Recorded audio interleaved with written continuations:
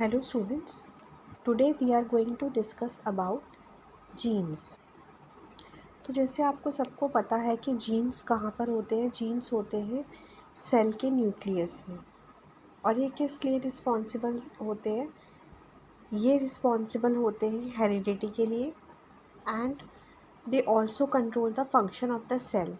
जो हमारे सेल के फंक्शन होते हैं उनको भी कंट्रोल करते हैं ये जीन्स। तो जीन्स बेसिकली होता क्या है? जीन होता है डीएनए एंड ये जो डीएनए है ये इन टर्न कंट्रोल करता है आरएनए की फॉर्मेशन को, और आरएनए इन टर्न कंट्रोल करता है प्रोटीन की फॉर्मेशन को, जो कि एक स्पेसिफिक प्रोटीन होता है। और प्रोटीन किस लिए नेसेसरी है? For sale structure. और ये एंजाइम्स जो सेल के अंदर बनते हैं, और इन टोटल सेल के फंक्शन के लिए प्रोटीन नेसेसरी होता है। तो ये डीएनए जैसे कि आप फिगर में देख रहे हो कि ये एक शॉर्ट सेगमेंट है मॉलिक्यूल का, जिसके अंदर ये कॉइल्ड स्ट्रक्चर है डीएनए का, जो ऐसे कॉइल्ड होता है, एक हेलिकल शेप होती है। ये मॉलिक्यूल है एक डीएनए का। तो इसमें जो बेसिक बिल्डिंग ब्लॉक्स होते हैं डीएनए में, वो क्या होता है? डीएनए किस चीज़ से बना होता है? एक उसमें होता है phosphoric acid, a sugar which is called as deoxyribose sugar and a nitrogenous base। तो ये जो नाइट्रोजनस बेस होते हैं बेसिकली ये 4 टाइप्स के होते हैं।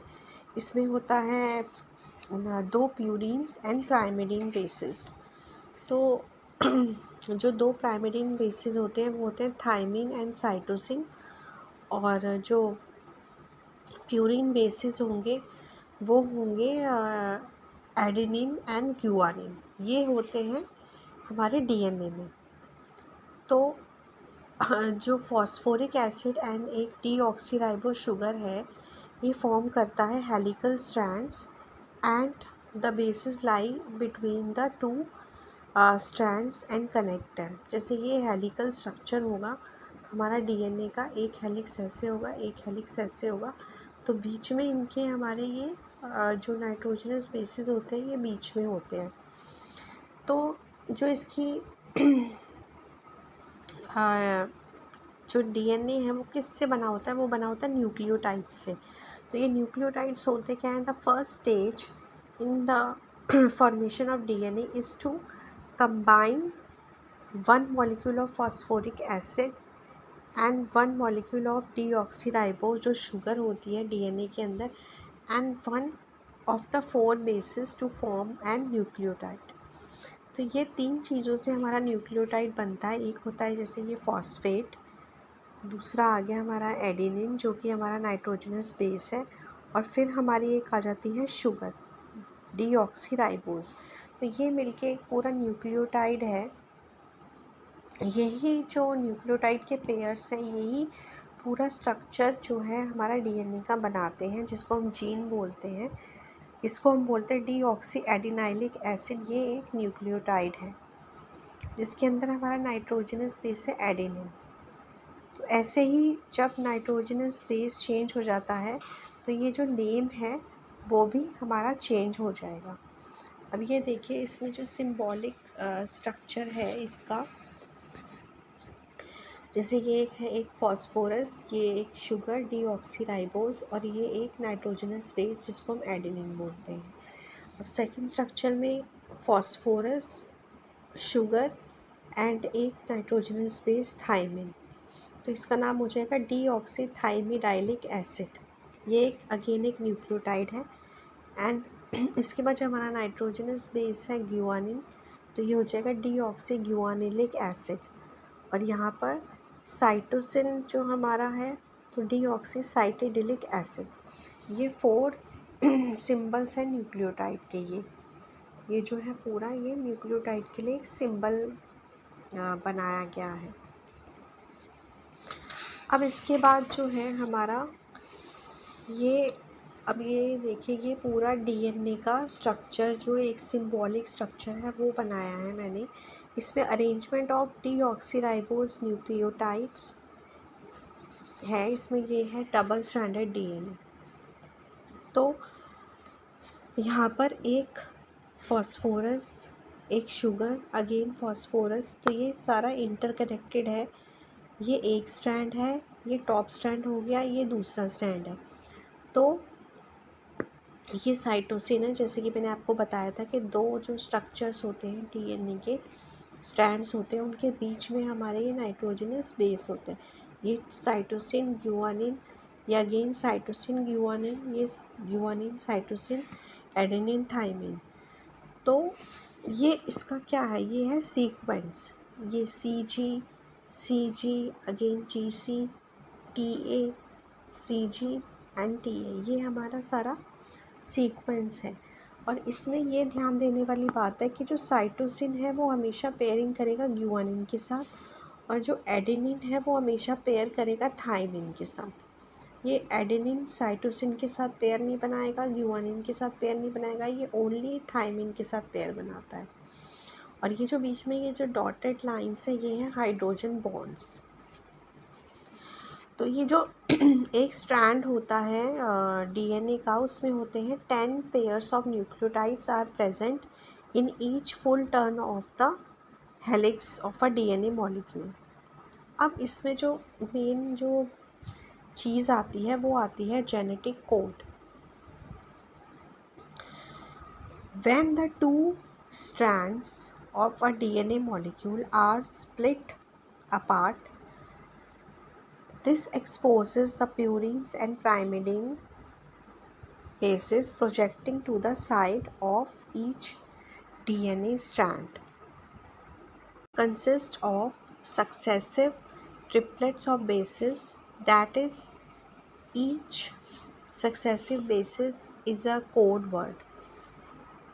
Reading from left to right, the genetic code is GGC, AGA, CTT, triplets separated by arrows। जैसे कि आप इस फिगर में देख रहे हैं, अभी जो डीएनए है ये हम क्या इसके बारे में क्यों पढ़ रहे हैं। जैसे कि मैंने बताया कि ये एक सेल है, उसके अंदर होता है ये न्यूक्लियस, उसके अंदर पूरा ये जेनेटिक मटेरियल होता है, और फिर यहाँ पर होता है साइटोप्लाज्म, और साइटोप्लाज्म के अंदर और भी बहुत सारे ऑर्गेनल्स होते हैं जो पूरा सेल का फंक्शन कंडक्ट करते हैं। अब खाली न्यूक्लियस ही सेल का फंक्शन कंडक्ट नहीं करता, साइटोप्लाज्म में और भी बहुत सारे ऑर्गेनल्स हैं जो कि सेल के फंक्शंस कंडक्ट करते हैं। तो अब ये जो जेनेटिक मटेरियल है डीएनए जो कि साइटोप्लाज्म के अंदर है, ये जैसे स्टार्टिंग में मैंने आपको बताया था, ये पूरे सेल के फंक्शन को कंट्रोल करने में एक मेजर रोल प्ले करता है, क्योंकि ये in turn leads to the formation of RNA, and RNA in turn leads to the formation of protein, और प्रोटीन ही पूरे सेल के फंक्शन को कंट्रोल करता है। तो इसलिए हमें डीएनए को पढ़ना बहुत ज़रूरी है, क्योंकि जो भी हमारी बॉडी में जो बैक्टीरिया और वायरसेस जो हमारी बॉडी को इन्वेड करते हैं, उसमें सबसे पहले दवाई बनाने के लिए या कोई वैक्सीन बनाने के लिए हमें इसी डीएनए के स्ट्रक्चर को स्टडी करना होता है। इसकी हमें डीकोडिंग करनी होती है, ताकि जब ये डीकोडिंग हो जाएगी तो हमें फिर आरएनए, इसके जो स्पेसिफ़िक आरएनए का पता चलेगा, फिर आरएनए से स्पेसिफ़िक जो ये प्रोटीन बना रहा है उसका, क्योंकि वही प्रोटीन इसको ज़िंदा रखने के काम में आ रहा है, क्योंकि उसी प्रोटीन की वजह से ये जो बैक्टीरिया या वायरस है ये अभी लाइव है। जब हमें इसका प्रोटीन का पता चल जाएगा, उसके अगेंस्ट हम कोई वैक्सीन या फिर कोई मेडिसिन बनाएंगे, तो वो इसी स्ट्रक्चर को ब्रेक कर देगा। तो इसलिए हम इसको जेनेटिक मटेरियल को हम डीकोड करते हैं कि ये जेनेटिक मटेरियल में ये जो पर्टिकुलर ये सीक्वेंस है, ये जो साइटोसिन गुआनिन, ये कौन सा सीक्वेंस है। जैसे कि आपको मैंने बताया कि ये जो है ये ट्रिपलेट्स होते हैं इसके अंदर, से CCG, ये ऐसे इसको रीड करेंगे। फिर TCT, ये अगेन एक ट्रिपलेट हो गया, ये नीचे वाले के लिए हो गया। आप जैसे ऊपर वाले के लिए देखिए, GGC, AGA, ये ऐसे इसके लिए ये एक सीक्वेंस है। इसी को ही फिर हम बोलते हैं कि यही इस डीएनए का पर्टिकुलर सीक्वेंस है, और इसी सीक्वेंस के अकॉर्डिंग ही इसका आरएनए बनेगा, और इसी सीक्वेंस के अकॉर्डिंग ही इसका प्रोटीन बनेगा। तो इस ट्रिपलेट की जो है ये इसको हम स्टडी करते हैं। तो पहला जैसे GGC मैंने आपको बताया, GGC, फिर हमारा आ जाता है AGA, ऐसे ही आगे CTT। तो ये सारे ट्रिपलेट हैं और ये जो these three triplets responds for the formation of 3 amino acids। अब ऐसे ही जो ये आपको मैंने बताया कि ट्रिपलेट्स जो हैं RNA बनाएंगे, फिर RNA से प्रोटीन बनेगा। तो 3 जो अमीनो एसिड बनेंगे, प्रोटीन बनने से पहले अमीनो एसिड बनेगा, फिर उसके बाद जब अमीनो एसिड की चेन मिलके प्रोटीन बनाती है तो ये अमीनो एसिड होंगे जैसे proline, serine and glutamic acid. तो ये स्पेसिफिक इन्हीं प्रोटीन यही, जैसे कि मैंने आपको बताया कि जो ये DNA है ये न्यूक्लियस के अंदर होता है, लेकिन फिर भी हमारे जो साइटोप्लाज्म में जो ऑर्गेनल्स हैं वहाँ वो भी काफ़ी सारे फंक्शंस कैरी आउट करते हैं। So there should be some means by which ये जो प्रोसेस है ये साइटोप्लाज्म में भी हो, जो प्रोटीन सिंथेसिस का प्रोसेस है। तो that is why the code is transfer to the RNA। इस प्रोसेस को हम बोलते हैं ट्रांसक्रिप्शन।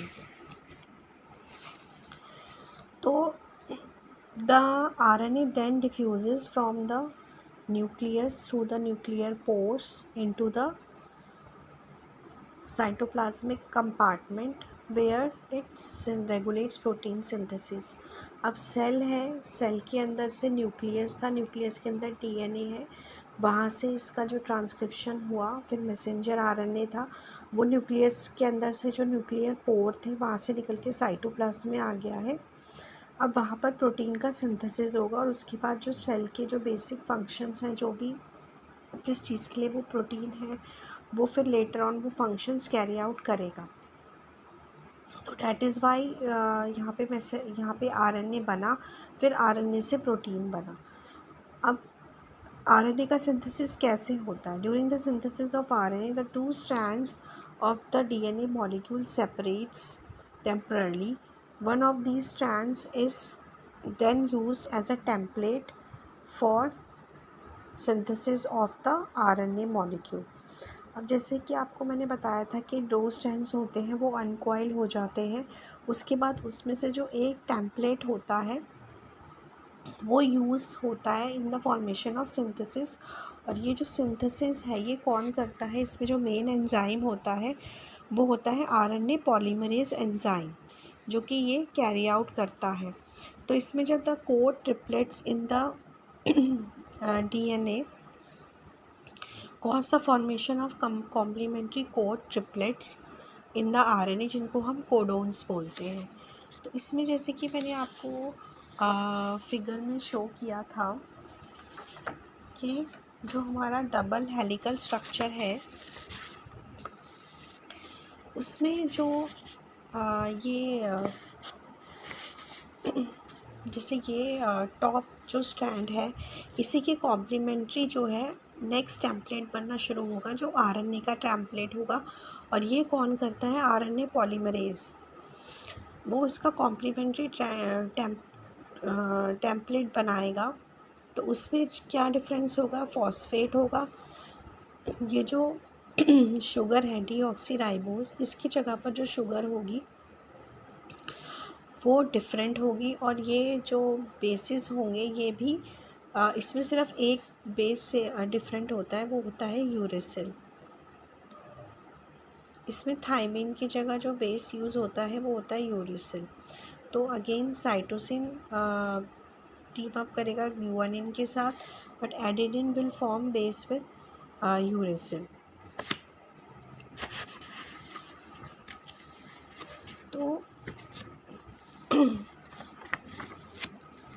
इसमें हमारा जो नेक्स्ट इसमें भी जो न्यूक्लियोटाइड होता है, हमारा जो बेसिक बिल्डिंग ब्लॉक्स है वो न्यूक्लियोटाइड है। उसके अंदर मैंने आपको बता दिया शुगर राइबोज है और जो बेस है वो यूरेसिल है। अब इसका एक्टिवेशन कैसे होगा? एक्टिवेशन के लिए मैंने आपको बताया जो एंजाइम रिस्पॉन्सिबल होता है वो होता है RNA polymerase enzyme. This occurs by adding to each nucleotide 2 extra phosphate radicals to form triphosphate bond. अब ये जो आरएनए है ये दो काम करता है। एक तो आरएनए पॉलीमरेज क्या करेगा, पहले जो ये जो आपका डबल हेलिकल स्ट्रक्चर था इसे अनकॉइल करेगा, सेपरेट करेगा, और उसके बाद ये आरएनए का टेम्पलेट फॉर्मेशन में हेल्प करेगा। ये क्या करेगा, यहाँ पे दो फॉस्फेट बॉन्ड्स बनाएगा। जैसे ये आपका फॉस्फेट था, ये हाई एनर्जी फॉस्फेट बना देगा और ये इसको अनकॉइल करना स्टार्ट कर देगा। ये दो काम ये करना स्टार्ट कर देता है। ये जो दो हाई एनर्जी बॉन्ड्स है ये लेटर ऑन न्यूक्लियोटाइड को केमिकल रिएक्शन के लिए एक्स्ट्रा एनर्जी प्रोवाइड करने में हेल्प करता है। यही जो जब ये बॉन्ड्स ब्रेक करते हैं तो यही एनर्जी आगे फर्दर केमिकल रिएक्शन के लिए ये यूज़ करता है। तो फिर इसके बाद क्या होता है कि जब आरएनए पॉलीमरेज एक्ट करता है तो उसके बाद एक टेम्पलेट बनना स्टार्ट हो जाता है। उसके बाद turn by turn one nucleotide then second, ऐसे न्यूक्लियोटाइड्स की पेयरिंग होनी स्टार्ट हो जाती है। This assembly of the RNA molecule from activated nucleotides using the DNA strand as a template. उसके बाद ये डीएनए का स्ट्रैंड एक्ट करता है टेम्पलेट और उससे आरएनए का फॉर्मेशन स्टार्ट हो जाता है। तो इसमें मैंने आपको बताया कि आरएनए पॉलीमरेज का बहुत बड़ा रोल होता है। तो इसमें जो सबसे पहले जो स्टेज में सबसे पहला फर्स्ट स्टेप क्या होता है, in the DNA strand immediately ahead of the initial gene is a sequence of nucleotides called the promoter. तो इसमें सबसे पहले एक प्रमोटर होता है। उसके बाद ये जो आरएनए पॉलीमरेज है वो रिकॉग्नाइज़ करता है इस प्रमोटर को और उसके बाद ये अटैच हो जाता है उस प्रमोटर से, which causes the unwinding of about 2 turns of the DNA helix and separation of the unbounded portions of the strands takes place. At its move along, it adds each stage a new activated RNA nucleotide to the end of the newly forming RNA chain. RNA chain start होती रहती है, धीरे धीरे एक एक nucleotide इस chain में add होता रहता है by the actions of this RNA polymerase, जो कि अब एक प्रमोटर से अटैच है। तो ये जो प्रमोटर से ये जो आरएनए पॉलीमरेज जो अटैच होता है ये एक बहुत बड़ा स्टेप है डीएनए से आरएनए की फॉर्मेशन का। और ये क्यों होता है, डीएनए से आरएनए क्यों बनता है, ये भी अब मैंने आपको एक्सप्लेन कर दिया है। क्योंकि इसको प्रोटीन का फॉर्मेशन करना होता है सेल के अंदर, इसलिए डीएनए से आरएनए बनना ज़रूरी है। सेकेंड स्टेप में ये होता है कि when the RNA polymerase reaches the end of the DNA gene, it encounters a new sequence of DNA nucleotide called the chain eliminating sequence. This causes the polymerase to break away from the DNA strand. अब जैसे ये nucleotide बनते जा रहे हैं उसके बाद जब ये एंड में पहुंच जाता है, जो 10 पेयर्स का डीएनए था जब वो सिंगल स्ट्रक्चर में आ गया, जो सिंगल टेम्पलेट से आरएनए बना है, जब ये बिल्कुल उसके एंड पे पहुंच जाता है तो फिर उसके बाद जो होता है जो प्रोसेस होता है उसको हम बोलते हैं chain. This polymerase enzyme can be used again and again for forming different RNA chains. Now, as the new RNA strand is formed, its hydrogen bonds with the DNA template break away because the DNA has high affinity for rebonding with its own complementary DNA strand. Now, जब एक बार ये RNA बन जाता है तो उसके बाद दोबारा ही ये जो डीएनए है, इसलिए मैंने बोला था कि जो डीएनए का ये जो हेलिकल स्ट्रक्चर है ये सेपरेट होगा, ये टेम्पररी होगा, जो अनकॉइलिंग होगी वो टेम्पररी होगी, क्योंकि ये वापस से अपने ही कॉम्प्लीमेंट्री डीएनए के साथ, अपने ही कॉम्प्लीमेंट्री स्टैंड के साथ, जिसमें कि हमारी शुगर डीऑक्सीराइबोज है, उसके साथ दोबारा से कॉम्प्लीमेंट्री स्टैंड बना लेता है। दस जो आरएनए चेन है is forced away in the nucleoplasm. अब वो न्यूक्लियोप्लाज्म में आ जाएगी एंड देन न्यूक्लियोप्लाज्म में वो न्यूक्लियोपोर्स के थ्रू वापस से साइटोप्लाज्म में आ जाएगी और वहाँ पे प्रोटीन सिंथेसिस कैरी आउट करेगी।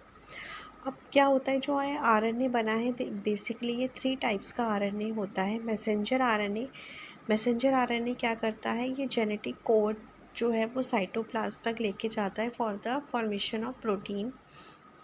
नेक्स्ट है ट्रांसफ़र आरएनए, ये transport activated amino acids to the ribosome. And third जो है हमारा राइबोसोमल आरएनए, ये क्या करता है, ये फॉर्म करता है ribosomes which again helps in the formation of proteins.